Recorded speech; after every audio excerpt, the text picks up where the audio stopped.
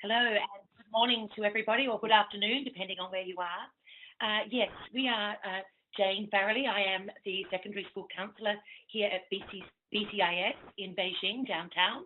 And I am Tanya Farrell. I work as the secondary school learning support teacher. So we welcome you to, and we want just to join us on our journey. Yeah, it really is another lens on understanding our students, and really this is sharing our journey with you. So a little bit about how it all got started. At BCIS, we decided that we really needed to know our students more, and we really felt that gathering data on our students would give us a better picture on knowing our students and how to support them. So today we're going to talk you through that journey, and we're going to sort of take some pit stops along the way, and look at some of the data, look at some of the resources and interventions that came about, and also reflect on that journey.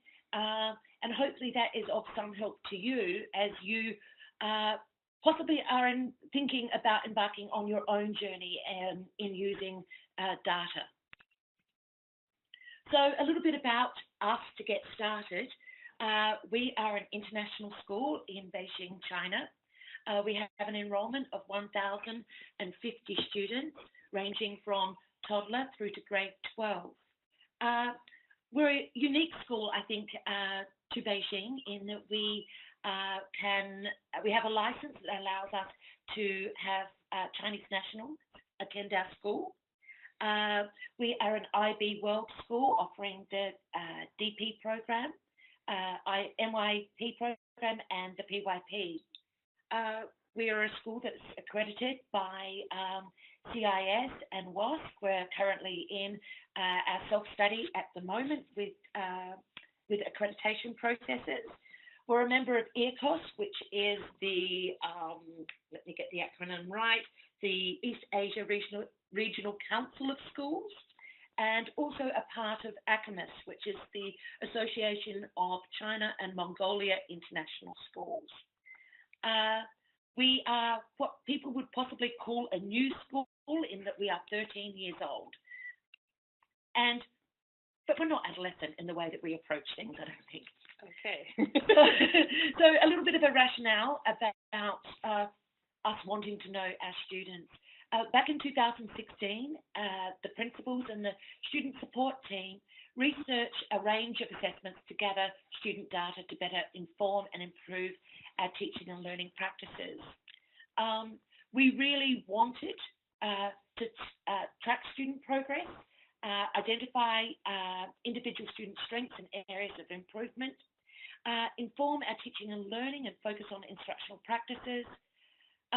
We felt that by having data, it would inform the professional development program within our school and really address the needs of our student population, but also provide holistic information on academic and social development. So that was our rationale back then. We also, I gather, we've had a school that has had a change in leadership really in our secondary school, and so we really wanted to make a commitment to gathering data, and we've made a 5-year commitment to do just that. So I'm going to talk to you a little bit about the data that we chose, and we chose to do attitudinal, aptitude, and attainment data, mainly so that we could triangulate that information. I'm assuming that a lot of you know about the PASS, CAT4, PTM, and NGRT, but if you don't, the PASS is really, really great at helping us to understand student satisfaction with the school itself. The CAT4 allowed us to see a lot of students' strengths and weaknesses in 4 key areas: the verbal, quantitative, nonverbal, and spatial. And the attainment, we chose the math achievement and the reading, the new group reading test, mainly because we have a large portion of our students are English is their second or sometimes their third language. So we decided to assess their reading levels. The reason why we chose these tests is that the supports that are provided to us would allow us to strategically put in interventions and move students' learning forward, and we could measure their progress over time. Just so you know, we tested grade 6 to 10 students, approximately 330 students. And then with the exception of the PPM and the ISA test, which we only did for grade 6 to 9 because we had some grade 10 students completing the personal project at the time. We chose not to test grade 11 and 12 because they were in the midst of their diploma years for the IB. So that was the decision that was made at the very beginning. When we were planning our journey, obviously the types of tests that we chose were very important. We wanted that attainment, aptitude, and attitudinal type test so that we could triangulate information and unmask and see beneath the surface and have some aha moments with some students going, oh, that's maybe the reason why this student is underperforming, or wow, I didn't know this kid had this strength. So that was the reason why we chose to look at this type of data. Another one was the length of the test. We have 80-minute periods, and so we wanted to make sure that when we had a test that was longer than 80 minutes, that we would space it out over a day or two, just so that kids could get a break and it wouldn't seem like they were being tested forever. We also made sure that we had some data expertise, just understanding how to work with a big body of data, how to sort it, how to put it together. And I'll go into that into more depth on how we actually did that a little bit later. And then we decided that for us, there was a digital or paper, always conundrum. We decided on digital just because we are here in China. And one of the issues we have with paper is that we send the testing off and we wait months to get it back. Well, it's really hard to put interventions into place when you're getting information back a few months later, and you might be already halfway into a school year at that point. When we were planning our journey, we made the decision not to do just 2 testing days where we would test all the kids at once. We decided to space it out, mainly because we do have a lot of students in transition at our school. So it didn't make a lot of sense to put the pass at the beginning of the school year when students are maybe very new to the school, so they don't really know how they feel about themselves or themselves as a learner or the school at this point. We chose to do the reading test first because it just helped us with understanding what interventions we needed to put in place for our large ELL population, and whether we need to do reading circles or have specific groups on certain components that this testing showed us. Then we did the PTM, which is the math test, then the CAP4, and then the PASS. Later on, we always do the ISA test, and that is always done in February. That test we use mainly to understand our program a little bit better here at BCIS, and to sort of see how the kids are progressing. We did have some scheduling logistics, so you need to be aware of any disruptions to your programs. We have a lot of holidays at the beginning of our semester, at the beginning of the school year, so we have to go around that. We have a week without walls. We have to make sure that we talk to a lot of the team leaders to make sure that we're not backing it up against any summative assessments. And we made sure that we gave the schedule to them pretty much the year before to see if there's any conflicts. We also do train the teachers beforehand. I will go into whichever department we decided to target. So for NGRT, we usually target the English department. I will go in and I'll show them how to administer the test, which is fairly easy. just so that I'm going around and troubleshooting on the day of the test. So, as Tanya has said, the planning of the journey is crucial, and communication is a fundamental part of that. Communicating with our families to ensure that they were aware of the testing that we were going to be conducting here at BCIS. So that was communicated via a letter. Our team leaders are informed, and our teachers brought on board early, so they understood the rationale as to why we were embarking on this journey. Teacher training takes place in terms of the administration. We run mini workshops so that they're familiar with the testing materials. We tried to make the testing as relaxed as possible. So this is done in a usual classroom environment, not in any exam hall-like setting. The scheduling, our teachers and team leaders were very accommodating in making sure that this was shared out across the different subject areas. We're a one-to-one computer school, so for us that making sure that our students were turning up with a charged computer, they're the little things, right, but they're important. Charged computer, that the browser in which they're doing the testing. For us here in China, using Chrome seemed to be the best browser support. The other part that was pretty important was staggering our testing, not taking place all at once, so that our bandwidth can accommodate that. We're fairly fortunate; we didn't have any problems there. We had to get in, just purchase earphones, have those extra and on hand for students, earphones and calculators. Then, as far as absences were concerned, we made a decision that we wouldn't test a student if they were absent on the testing day. So unless we thought that there was a particular need there that we wanted to get more information on. As we've had new admissions come into BCIS, our Learning Support Department has been incredible they've tested all of the new students and have communicated the results of that testing with teachers.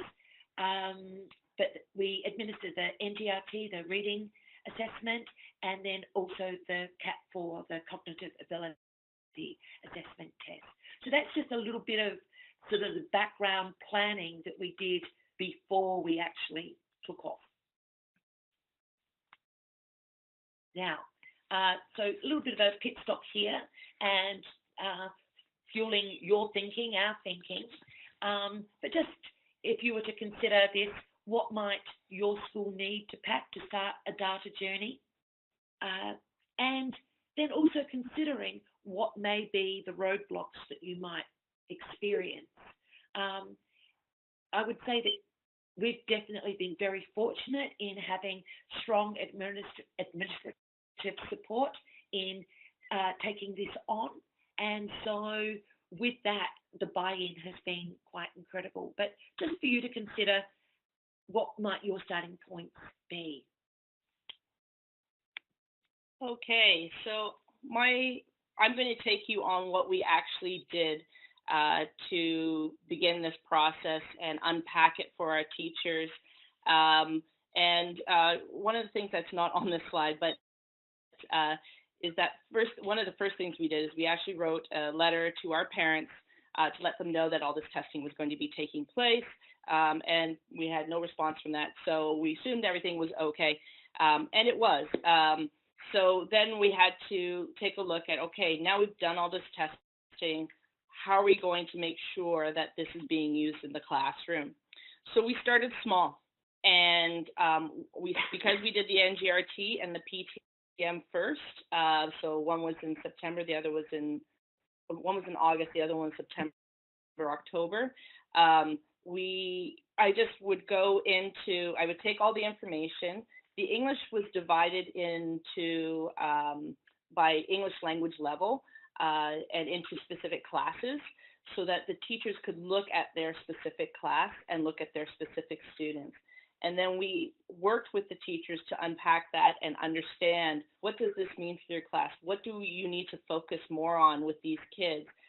Should we be grouping these kids according to where they need more support? Which centers do they belong into? And then we could put in some interventions through our ELL program. We did the same thing for math. What we found there is that the teachers were able to look at the math and decide what they were missing in their programs, what hadn't been taught yet, or what hadn't been understood by some of the students. So this was a very powerful, like mini sessions with these departments. Then next, I took all the data, the NGRT data, to all of our team leaders, and I guided them through it. So all the team leaders were expected to come to our meeting with their text type, and we worked through these guiding questions. So what were the trends for their grade?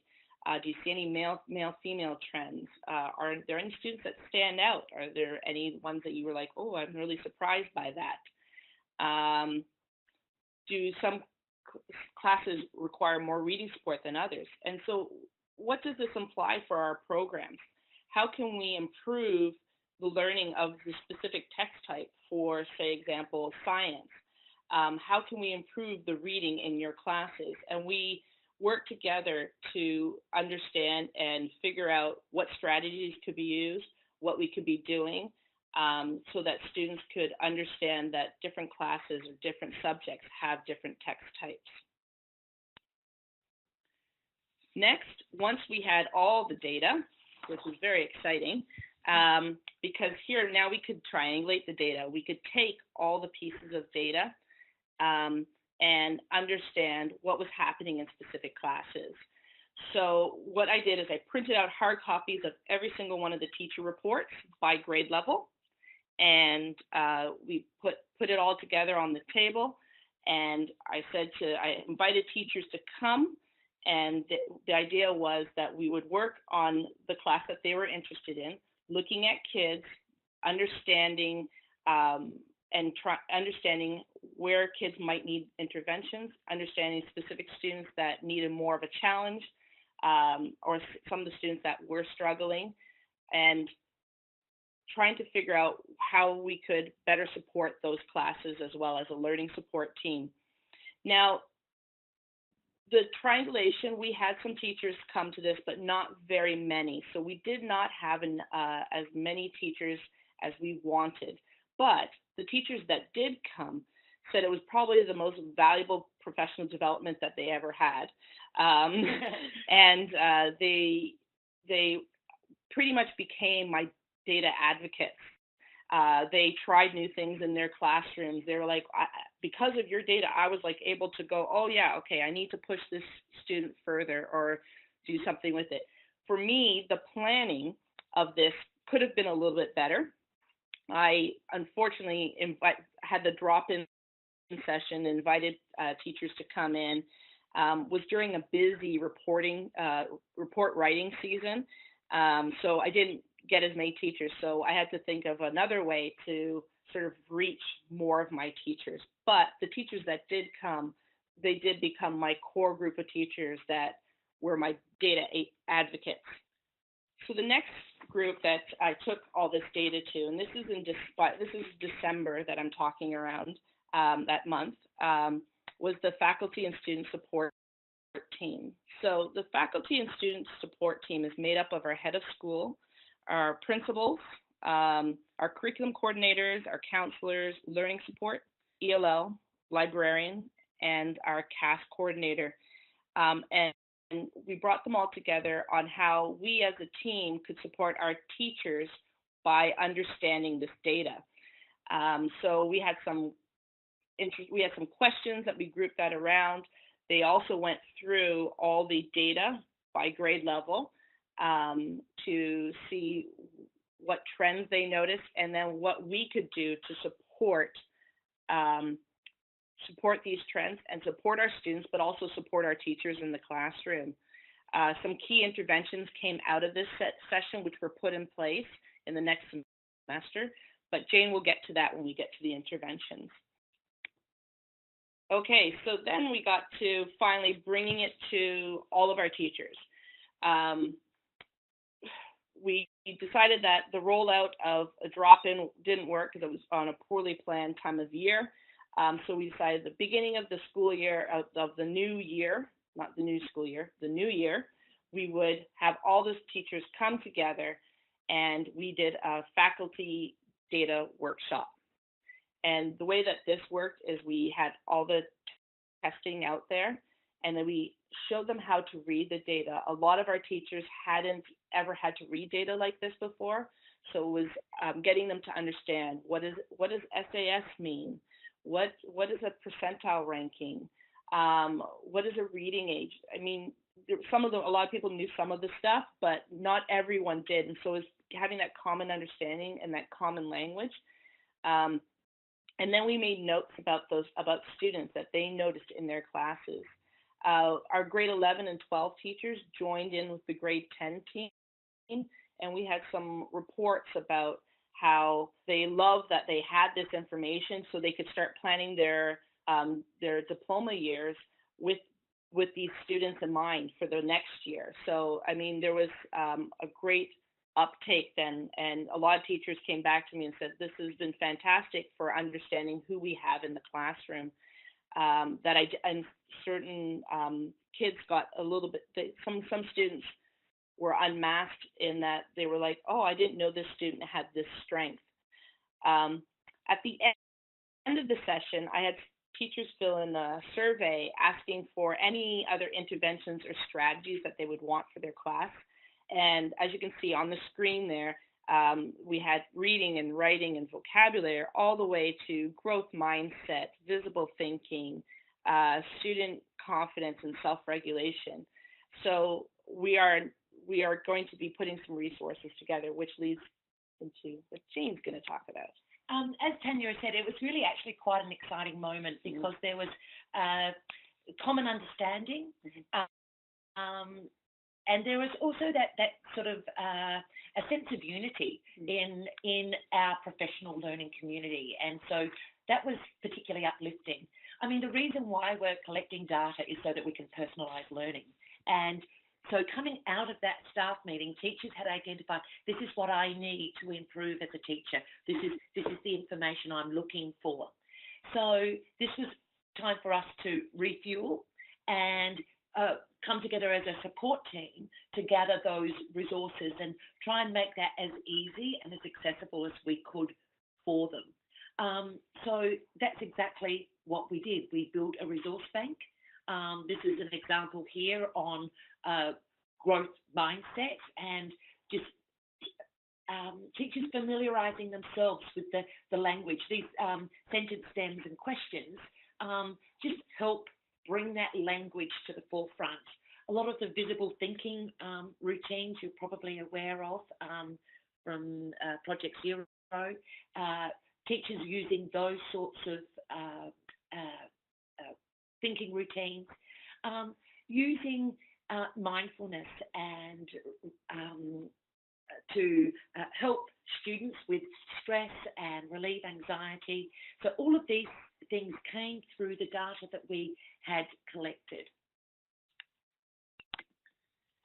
And then this was a bit of a pet project for me. We eventually realized that in order for teachers to be using this on a daily basis and to be looking at the students and also getting the latest data, we needed to create a dashboard. The dashboard that we have, as you can see on the screen here, it is modeled after our elementary school, who has created one sort of similar to this, obviously with different testing. And we have all of the kids, so it can toggle all the way through from grade 6 to grade 10. It has year-on-year progress for students. It has their CAT4, their NGRT, their ISA, which is the International Schools Assessment. Thank you. their PTM, their PASS, as well as we do the Fontes and Pinnell in grade 6 to 8. So it has their reading levels as well. It gives the idea behind this was that a lot of teachers did struggle with reading the numbers, and the chart seemed to really hit home a little bit more with the teachers. Everything is at a glance, and teachers can then just look at this and go, okay, I really do need to provide this type of support for this student, or I need to go and talk to learning support or ELL on what I can do in my class to make this more accommodating for my students in my class. Now, the dashboard was a lot of work. We did hire a data entry person, and it is now supported by me and the elementary school counselor in order to help me with a lot of the working with Excel spreadsheets and what have you. But it has been worth it. I think the number of hours that we put into it has been wonderful to see that you can just look up any kid at any point in time and there's their latest information. And so hopefully in the future we'll be using this more and more. So we're very proud of that dashboard and the information that we have at our fingertips. So moving along in collecting the data, we are starting to explore some new terrain now and what sort of interventions were we going to take on. So first of all, for our middle school students, grades 6 to 8, we have a once a week drop everything and read dear time. So that's come through. We've targeted our English language learners in focus workshops in grade 6. Our PTM results, we saw that we had some 8th grade students that had some gaps in some of their conceptual knowledge. It's helped us in placing our students into English classes. At BCIS, we offer the IB NYP, and so our program offers a language acquisition class and also a language and literature class. So it helped determine placements there.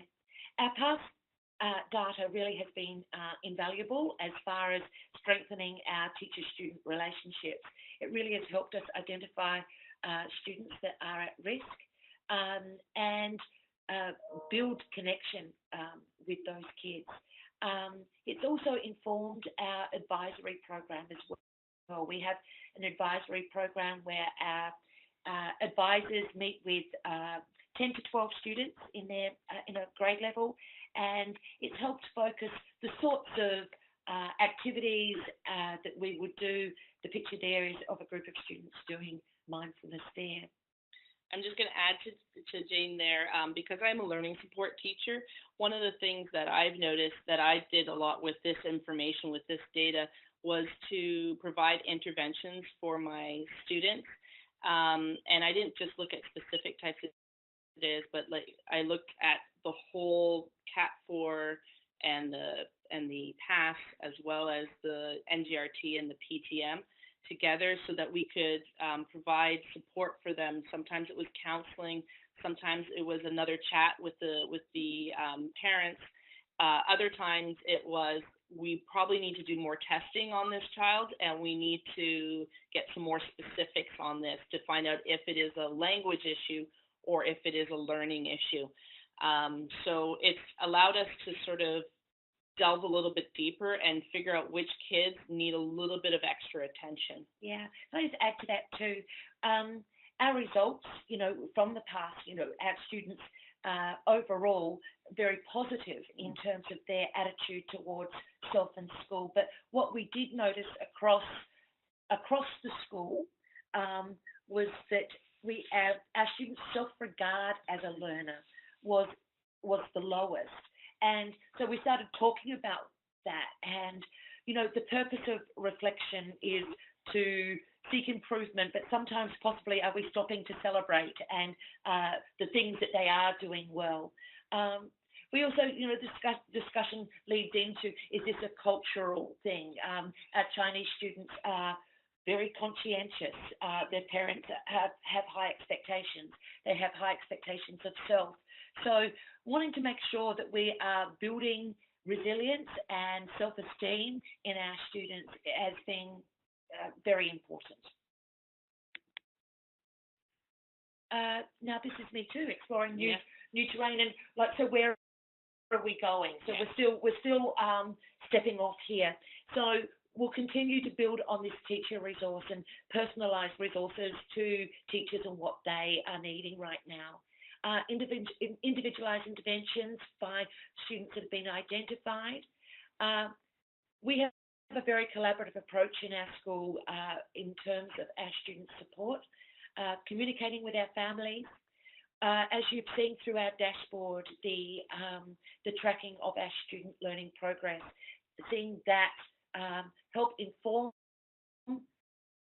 our teaching and learning practices, help us develop our curriculum, and our impacts and pathways as part of our high school program, voice and choice in the social and emotional learning of students. The other really invaluable part, and you know, you can have a very persuasive conversation with administrators about professional development, about staffing, when you've got data there that informs what your next steps are.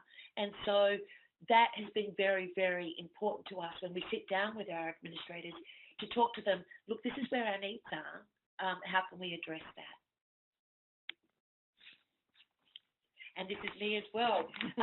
So our highlights, our takeaways, it definitely needs a collaborative team approach. As Tanya said earlier, getting those advocates on board, seeing the value, and giving it time that it deserves. The staff meeting where teachers left that sharing data about kids, the professional conversation that took place was really important. So scheduling those opportunities as we've got there. It gives us a structure to identify and support students. It has either affirmed our belief or we've had misconceptions about students. So that's been really important. Continuing building that resource bank, as we've said before, fostering the professional community and the language and the dialogue that has taken place for us, I think, has been quite inspirational. Our dashboard, we're proud of that in terms of it gives all of our teachers a one-stop look to look at students, to look at a cohort, and use that data. And the other important, if you're going to take it on, you've got to give it the time and the commitment to get it off the ground. And so one thing I just want to add to this is that there is a large amount of data that's there. And so it was really helpful for me with the collaborative team approach to have key people to read the data with me, so I wasn't doing it all by myself, and to help understand it. So we highlighted it together. We looked at students, so we knew what we were already getting into when we presented it to the teachers, because otherwise teachers like, I have to do this now too on top of my teaching and instruction. And so I wanted to take that on so we could take a look and start with smaller groups of people and find my data advocates in order to move it forward. Yeah, I got to also philosophically getting teachers on the same page. We know that there are people that educators that aren't really into looking at data, but I think the way in which we've approached it, it has been persuasive, and there's been a gem in it there in some way that has got them on board. So now we're going to look back a little bit. So I'm going to give you some helpful hints, because there were a couple of little potholes along the way, but we learned from those mistakes, and we moved forward. So one of the key things that I found is that we really need to schedule those assessment days the school year before, just to eliminate as many conflicts as possible. The first year that we did this, which was in 2016, We did have some issues. First, there was issues with ordering the information. I didn't know how long that would take. I didn't know quite how it all worked. I had to bring all the team leaders on board that year, and we already started the school year, which is very difficult because we had the week without walls, and then we had a Chinese national holiday. So I was like, that has to change for next year. So that's what we did for this year, for 2017 to 2018, and it has been a much smoother transition. Just that everybody's on the same page. We can communicate any conflicts and make sure that the teachers and the team leaders are happy. We were very purposeful in the data we wanted to collect. I did inherit this. I came to this school in 2016, so the planning in place to